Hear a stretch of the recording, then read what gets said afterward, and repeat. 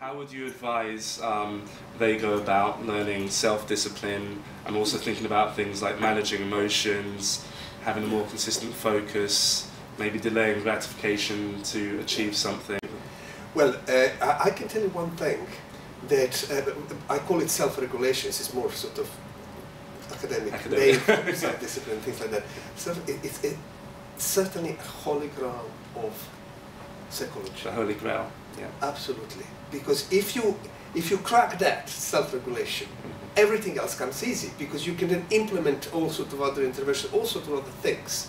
If you don't have self-regulation, I can tell you anything, how to be happy, everything, but it just wouldn't work, because you won't be able to put it in practice. That's very true, yeah. So it's really a bottleneck, or what I like to call a holy grail. If you get through that, the world is yours. I can tell you my own formula, my own recipe. Yeah, yeah.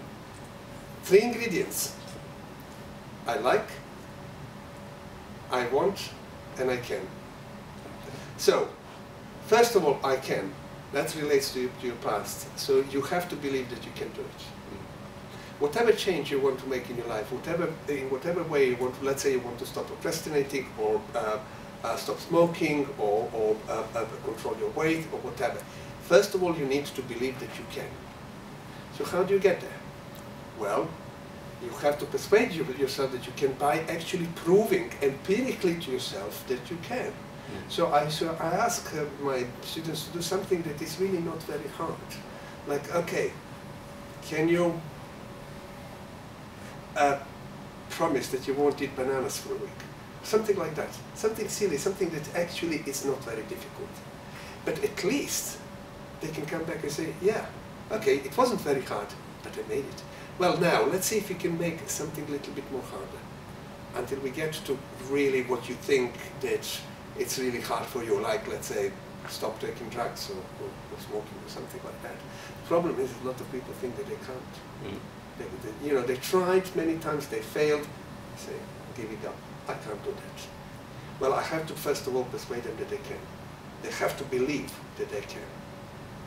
Then you have I want. Well, that means that you really need to want to do it, whatever it is, to make the change. So you think about, and there is particular agreed, where you put down things, advantages of your old pattern, disadvantages of your old pattern, advantages of new pattern, disadvantages of new, you then add them up, put them together, things like that. This is more sort of, if you like, formal way. And this is very good motivation, isn't it? Because you've given that's exactly. You need to be absolutely. If you say, yeah, I do want to cut down drink, but no, it won't work. You really want to want. So you can look back and you can say, if you're lacking motivation, you can look back and say, oh yeah, these are the reasons that I don't want to continue down the same path. Absolutely. Yeah. In order to make it more vivid, because our reasons don't often work with us really well, but images do. Okay. So I asked them to imagine how their life would look like in 10 years if they continue the way that they're doing things now, or 10 years if they change. I also work as a psychotherapist and counsellor. Years ago I had a client who had a problem drinking.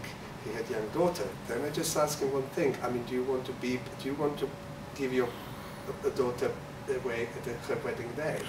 And he said, yeah, of course.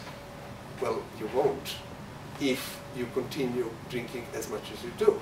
So now imagine her wedding day, you're not there, you're dead. Somebody else is giving her away.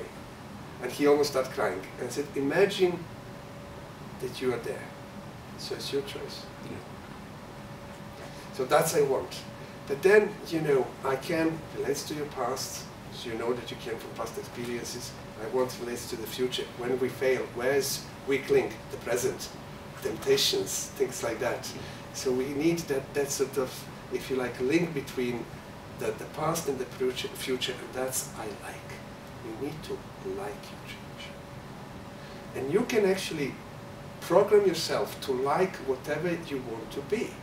If young kids now, right this moment, young kids are learning hard way, very hard, to learn to drink and smoke, because smoking is actually not very tasty, I don't know if you ever smoke, but it tastes horrible.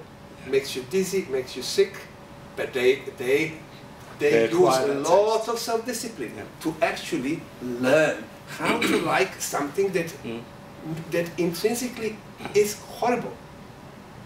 If they can learn, if they can have enough discipline to learn to like something so horrible as cigarettes and alcohol, then they can definitely learn to like salads and healthy food and to like exercising and to like things that are actually, in fact, good for them and then naturally they are born to like.